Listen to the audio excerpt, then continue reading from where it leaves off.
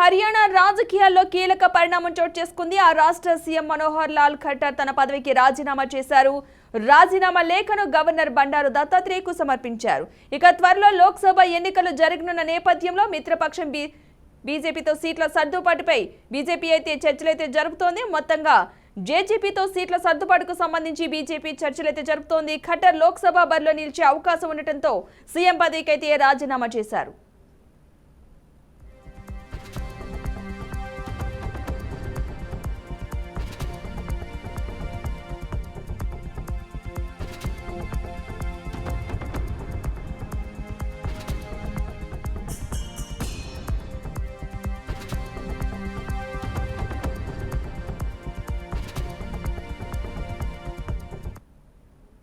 గత కొద్ది రోజులుగా జేజేపీ బీజేపీ కూటమిలో విభేదాలు తలెత్తుతున్నట్లుగా సమాచారం. ఈ నేపథ్యంలో లోక్సభ సీట్ల పంపకాల్లోనూ రెండు పార్టీల మధ్య సయోధ్య కుదిరినట్లుగా తెలుస్తోంది.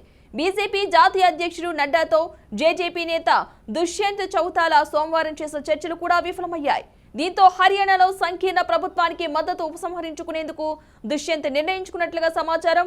ఇక ఈ నేపథ్యంలో సొంతంగా ప్రభుత్వం ఏర్పాటు చేసే ఆలోచనలో బీజేపీ ఉన్నట్లుగా తెలుస్తోంది. ఇక కాసేపట్లో హర్యానా బీజేఎల్పీ సమావేశం అయితే కానుంది. ఈ నేపథ్యంలో ఇవాళ హర్యానా కొత్త సీఎం ప్రమాణ స్వీకారం చేసే అవకాశాలు ఉన్నట్లుగా సమాచారం.